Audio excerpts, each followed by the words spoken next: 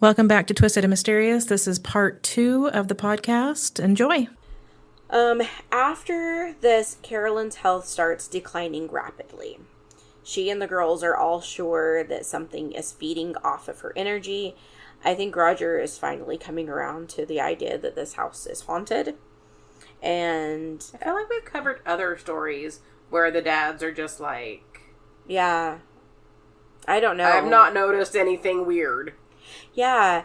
And I don't know if just maybe like women are more perceptive to those kinds of things. I don't know either.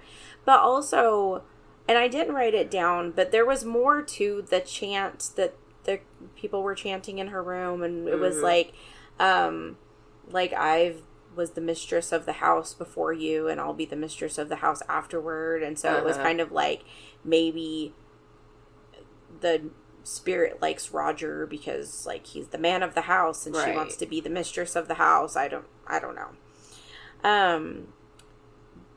But Carolyn is aging like before their eyes. Yeah. And so she starts doing research on the house, and she learns the story of a woman named Bathsheba Thayer Sherman. Okay. Yeah. Bathsheba is like the main character of the movie. Like the main villain of the movie. But not of the actual haunting. So she may or may not have played a part in the actual haunting. They don't know that the spirit is Bathsheba. Right. You know, but... So, first and foremost, I think Bathsheba was a babe. Was she? Yeah, apparently she was a babe. Okay. In the movie, she's not a babe. In real life, she's a babe. Alright. Let's see. I guess it's kind of the opposite of what people usually do. They usually like to make people in movies be babes, even though they weren't necessarily babes. But I guess they're trying to make her, like, a wicked witch. Like, and so they had to make her scary looking, yeah. Because pretty people can't be scary. No. No. Although, I did see the other day that there's going to be a Hand That Rocks the Cradle series now. Yeah. And they're probably babes. Probably. Yeah. Okay, so... Sorry for all of the sniffling. I'm dying over here. Yep. I don't really think that her being a babe has anything to do with the story. No. Other than the movie portrayed her as not a babe. And so we're just letting you know. You know, I'm just reporting the facts. The story goes that Bathsheba did not live on the property, but lived nearby and got married, and she had some babies, and that these babies all died before their 4th birthdays. Well, that sucks. I know. And I don't judge this without proof because it was the 1800s and babies died. That just kind of happens sometimes. Medicine wasn't as advanced. Children got diseases. It was what it was. However, there is a legend that Bathsheba was caring for a baby at the Harrisville house, and this baby died. But that it wasn't an accidental death. The baby had a needle, maybe sewing, maybe knitting, I've heard it both ways, plunged into the base of its skull. Yeah. Oh, and just kidding, I forgot. Her being a babe was part of the story because one of the rumors or legends or whatever it was that she did this as an offering to the devil to be beautiful forever. Okay. Yeah. She was tried for the crime, but she was acquitted. But after that, everybody in town hated her. So, nobody knows if Bathsheba actually killed this girl, the girl, if this killed this baby or not. Yeah. So, there's that. Carolyn starts trying to find someone who can come out and check out the house or help them or whatever. And she comes across the name of a group at Rhode Island College called PIRO, which stands for Parapsychological Investigatory and Research Organization. And members and brothers, Carl and Keith Johnson, go to check out the house. And they did investigate, and they're even on the Ghost Adventures episode, and they investigate with Zach and crew. And they say that they don't believe that the evil entity in the house was anything that was ever human. Like, they fully believe that it's like a demonic entity that's in the house. Right. And Carl even says, you know, when they first investigated this house, that there was a black, like fog or something that he saw, and that it kind of enveloped him while he was in the house. But they made the decision to call on Ed and Lorraine Warren, whom they had met at Rhode Island College at a lecture in the past. Yes. And I want to say that we've mentioned Ed and Lorraine before, but I can't remember if we have or not. But if you don't know, they are a married couple who became pretty much the most famous paranormal investigators. Mm-hmm. Ed was a self-proclaimed demonologist. Lorraine was a medium. And they were both staunchly Catholic, which I think you have to be if you're, like, hunting demons. I think there's some kind of law. All of the Conjuring movies are based on their cases, and they're the main characters of the movies. I think they're said to have investigated, like, 4,000 cases in their career, which is a whole bunch. They were famously tied to the Amityville house and Annabelle. And they even owned Annabelle. They had, like, a museum at their house that had haunted objects in it. That comedian guy that Ghost hunted with Zach one time bought their house recently and all of their haunted stuff. I can't remember his name, though. I can't either. I know who you're talking about, but I can't think of who he is. Yeah. So, anyway, they come knocking one day in 1973. And all the hauntings have been going on for like 2 years now. And as soon as Lorraine walks into the house, she says, "I sense a malignant presence in the house, and its name is Bathsheba." So here's the deal. The question is, did Lorraine Warren have prior knowledge of Bathsheba's history with the house? Because that is a very unique name. Yeah. Andrea Perron says no. She says there's no way that she could have known that, but the skeptic in me says, these brothers called the Warrens and said there's this house, there's these people being haunted. Why couldn't she have done research on the house just like Carolyn did and find out about this? Well, that's what I was about to say. I was just like, they found out about it. So how hard is it for... Right. So Andrea, who... she's very vocal. She gives lots of interviews. She, all of these things. She says, no, there's no way that Lorraine Warren could have known that Bathsheba was a name tied to this house. On Ghost Adventures, Zach asks Andrea about Bathsheba being a witch, and she tells Zach that there wasn't any history of this woman being a witch or practicing witchcraft or messing with dark stuff or anything like that. Yeah. And that it was Lorraine who initially proclaimed her to be a witch. And they told the parents that the devil was living in their home and said that Carolyn was oppressed, which is the step before being possessed. Okay. And they wanted to do a seance. Roger did not want them to do this, but he reluctantly agreed to it. So they performed the seance on October 30th, the day before Halloween, because they felt like maybe this was the time when the ghosts would be super active or whatever. And the kids were like, come any day. Come on in. These ghosts are always hanging out doing stuff. So they get to the house, they send the kids up to bed, but of course the kids are like, shh. They sneak back down and they watch it through like a crack in the door. According to Andrea and Roger, both on Paranormal Witness and then Andrea again on Ghost Adventures, they weren't 2 minutes into the seance when all hell broke loose.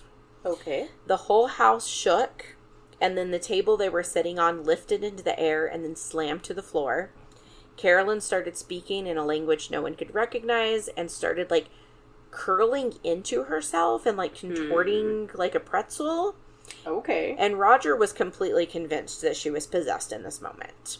Her chair suddenly, like, flings back into another room, and she hits her head really hard on the floor, and Roger's sure that she's dead. So he runs over to check on his wife, and Ed Warren comes up, and he's like, don't touch her, she's possessed. Roger punches him in the mouth. He even says on Paranormal Witness, like, I'm pretty sure he lost that tooth. Yeah. But he screams at the Warrens to get out of the house. And they do. They didn't need to be told twice. They got out of the house. Roger said that he just kept yelling at Carolyn, telling her to come back to her children, and the kids came down and they were crying and like, Mom, please come back, And then Carolyn wakes up and she said that it was her kids who brought her back. But she's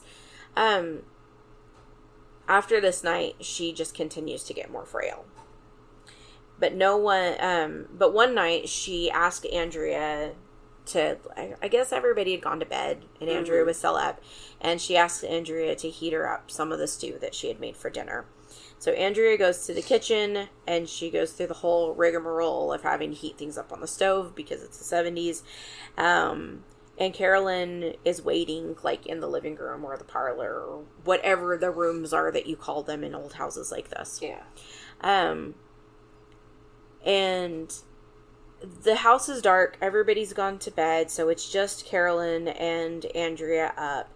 And Carolyn says that she looked into the dining room because she heard voices and the lights were on, and there is a whole family sitting down for dinner at a table that is not their table in a room that is not decorated as their room. Okay. Like, she's looking at the dining room in a different time, presumably. And there's a woman cooking at the fireplace, which is then their time sealed off. That there is a man sitting at the table, and he looks up and sees Carolyn, and like they make eye contact, and he nudges the man next to him, and they both look at her, and she's looking at them, and she was like, I'm a ghost to them, and they're a ghost to me. And she said that she knew at that moment that their house was a portal.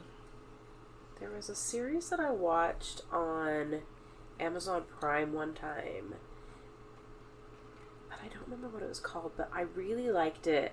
And, you know, spoiler alert if you ever figure out what the name of the TV show was, but it was kind of like that.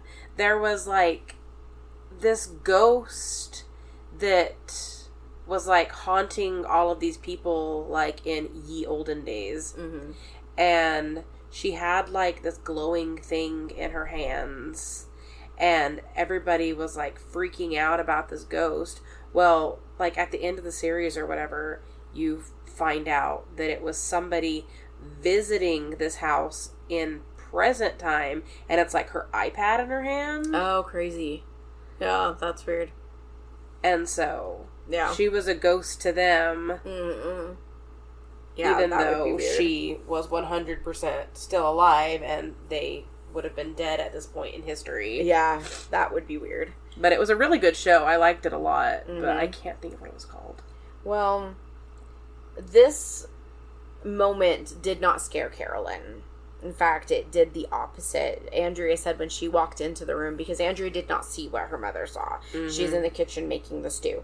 That when she comes in, Carolyn is smiling, and that Andrea said that after that, her mom started getting better. Okay. And so, the family lived in the house until 1980. I guess they still had hauntings, but mostly due to financial struggles, they had to stay in the house because I mean, we just put up with it. Okay? Yeah, Andrea does say that the Warrens, she knows that they didn't mean them any harm, but that they maybe have made things worse. Yeah.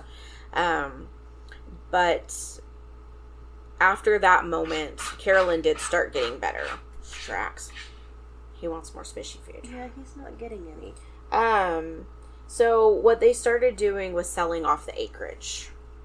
And so I think they did that, and then they finally sold the house and moved to Georgia in 1980. So on that interview on that 757 Paranormal, and I think on Ghost Adventures too, Andrea said that when The Conjuring came out, that was the first time that she had seen Lorraine Warren in 40 years. They had both been invited to a screening of the movie or something. And that Lorraine told Andrea that she and Ed were in over their heads as soon as they walked in the door. They just didn't know it at the time. Carolyn Perron died this year in June, and Roger died in 2017. The youngest sister, April, also died in 2017, and I read that she had been given a fentanyl patch after surgery that caused an overdose. But again, we've discussed before about fentanyl, they say that, when kids take it as, a street drug, that, the tiniest little bit can kill you. But then they use it as a medical drug, and I'm just how... like, is it just the type of fentanyl? I don't know. Or, like... But that's so scary because you know that it's being used in hospitals, and that it freaked me out. But Andrea has written a series of books called House of Darkness, House of Light, that are her family's experiences in the house. She's also very vocal in the paranormal community. She's guested on several shows. I think she goes to cons, too.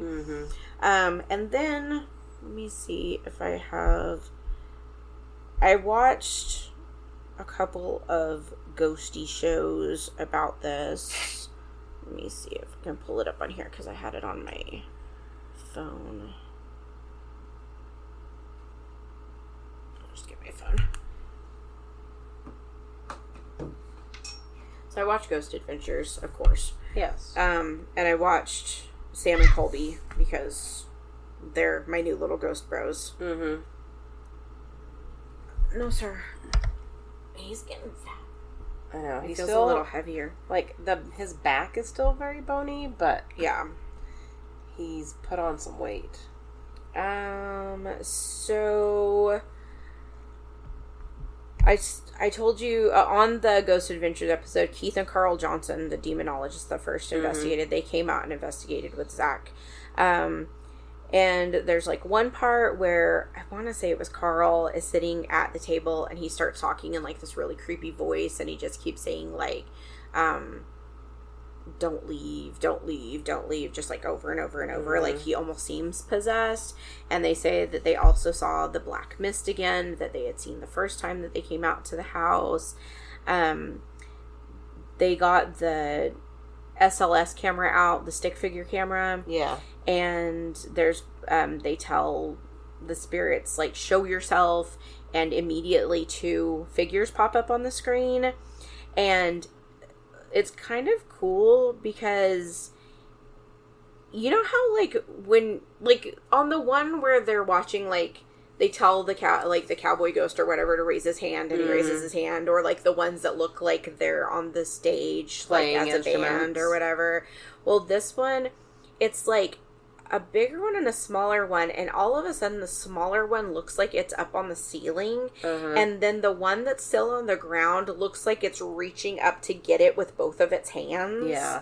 I don't know. Those ones are always really creepy. Remember the episode, I can't remember, like, where they were, but there was, like, something they called, like, the people that were being haunted called, like, the creeper or something, and it would, like, scurry up the walls and stuff, and, like, the SLS camera was showing the thing, being crouched in, like, corners, and... Yeah, gross. I do remember that. Yeah. Yep. I think the SLS cameras are the ones that are the weirdest, because it's tracking, like...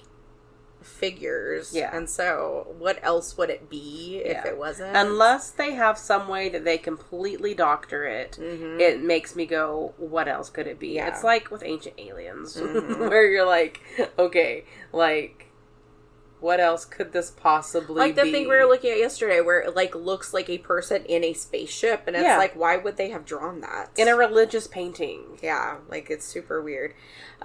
So there's one time when they're all, like, outside in the woods, and they look back at the house, and you can fully see, like, a person, like, the shadow of a person standing in the window, and then, like, walk off. And that's really weird. I mean, I understand that it could be just somebody in the house. Like, there's not supposed to be somebody in the house, but, like, they could have somebody in there, like, walking around. I don't know. That's how I think they do it. But, it's weird. There's another time where they're in a room, and you can hear what sounds like the dishes being moved in the kitchen. The lights are flickering. And then Jay and Aaron go to the basement to do a, like, conjuring ritual. Oh, boy. You know how they do. Yeah. But upstairs, Zach has the box that makes, like, shows the words on the screen. And as soon as Jay lights the fire in the basement, it says cellar blaze on the box.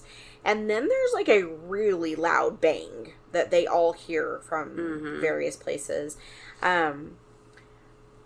There's another point where Billy opens, like, he feels something, like, rushing at him. Right. And then he pans around, and all of the hangers in the closet are moving around. Mm-hmm. And then, I talked about that Andrea says that the spirit muffles voices. Mm-hmm. Well, I don't remember which one was in one room, but, like, somebody's yelling for them, and they never hear the other guys yelling his name.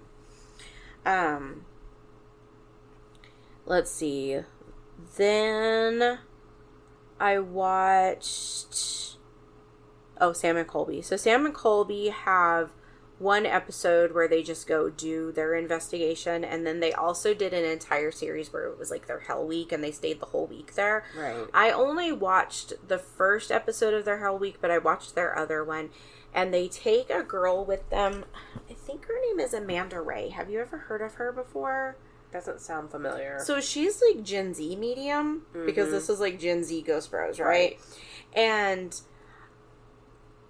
it's weird to see Gen Z people in these roles. Well, that's what I was literally just about to say. I was going to say, I guess in every generation there has to be new ones. Right. But you don't really think about these younger generations that we have right now with their brain rot and etc. Well, it's like the whole thing, like, in 100 years, people are going to see, like, Ghosts and Juicy Couture. Yes. Like, I don't know. But they're going to be haunted by 6'7". Oh my god, I'm going to be haunted by that for the rest of my life, actually. So I'm already haunted. Yeah. But a lot of times when I watch shows with mediums, like especially like Ghost Adventures and stuff, they always are just, how they're just like hippy dippy, and I was about to say, I don't know, like very new agey, and sometimes they just come across as like not genuine or whatever. This girl seems very genuine. Yeah. And so she goes with them, and she's, telling them like, oh yeah, like I just saw like somebody, or I just saw a spirit, or they're going through the house, and they, she's telling them like, I can't really breathe in this room, but she's not new agey because she's Gen Z. Yeah. And so she's just giving it to you straight. Like, this is what I see, this is what I feel, all of this stuff. So I really appreciated that about her. Like, if anybody was believable, I felt like she was believable. But they did the Estes method. Yeah. Which is my favorite thing that any ghost show does, or I don't know, the little box with the words on it is one of my favorite things. Yeah. Because I'm just like, yeah, that's that was true. Spot on. But the Estes thing always is weird to me, because it's like the person with the headphones on and the blindfold on, they're only hearing the words that are coming through the thing. And so while the other people are asking questions and the answers sound like they go with the questions, that's what freaks me out. And so there's one part where I feel I am like, I didn't write all of them down, and I thought that I did, but it kept saying Beelzebub, like, over and over. Right. Like, when Sam or Colby, I can't remember which one, had the headphones on, like, he just kept saying Beelzebub, Beelzebub, Beelzebub. Like, it just kept saying that. And then they, like, took the headphones off, and they went and did something else, and they came back to it, and he put the headphones on, and that was the first thing that he said again. And then there was another time where they said, like, who the hell are you? Yeah. Like, the thing in the, like, headphone did. Mm-hmm. And it was like, why would the radio be saying that? Uh-huh. And then they said, the girl, Amanda, was like, we need to stop. Like, because whatever was happening, like, she was like, we need to stop. And immediately the person with the headphones on said no. And so it was really creepy, because they were getting answers that sounded like what the answers should be to their questions. Mm-hmm. There was another time where one of the girls that was with them was looking into, I think it was the room where the seance had occurred, and there's like a armchair in there. Uh-huh. And she was like, I swear that I just saw like a little kid peek around the back of the chair at me. And she was like, I just saw it for a second. It looked like somebody peeked over and looked back, whatever. Later, the thermal camera gets clear as day the image of like a little kid like peeking around the side of the door frame. Mm-hmm. And when you look at this, I mean, you can see hair, you can see eyes, you can see a mouth. It's a face. It's really freaky. They go down in the basement and they're doing their like investigation down there, and it gets really freaky, and the girls are just like, we can't stay down here, especially Amanda, because she was like, I think that, it knows that I'm sensitive. It knows it can speak through me. I don't want to have anything to do with this. I'm going upstairs. Mm-hmm. But then when they go back for their Hell Week, and I didn't write this down, so this is all just going to be from memory. But, so when they go the first time, and when Ghost Adventures goes, there's owners, and I think their names were the Heinzens. And they lived in Maine, but they bought the house and they turned it into like a ghost investigation kind of thing. Like people could come in and do investigations. They did ghost tours, all of these things. And then they decided to sell it because it was hard for them to go back and forth between Maine. They were living like these two very different lives. So then they sold it to, I want to say her name is Jacqueline Nunez, maybe. Okay. And so she continued with this like ghost tour kind of like tourist place too. So this is who is owning the house when Sam and Colby go back for Hell Week. Mm-hmm. They have these two people working there who say that they have this weird gift that they didn't know about until they met, and that whenever they touch each other's wrists, they can communicate with spirits, and that the spirits communicate to them with knocking. And so what they do is they'll hear like footsteps or knocking like around so that they know a spirit's there. And then they ask it questions, and then the girl goes through the alphabet, and then the spirit knocks at whatever letter it is and they spell it out, which to me seems very tedious. Right. But they're standing in like the living room of the house, like showing Sam and Colby this trick.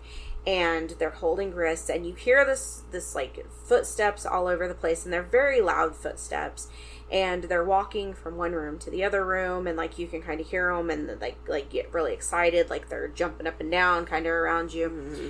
And so they say that they have a message for Sam. I always forget which one is which when I'm not watching the show. And so they are like, well, what is your name? And so it starts spelling out this name, and it was the name of his grandmother. And this kid starts just bawling. Like, he's like, oh my God, like, how would you have even known her name? How, like, this, I don't understand how this is real, but it's got to be real because there's no way that you could have known her name. And his reaction was very genuine. Like, this kid is bawling on the screen. Yeah.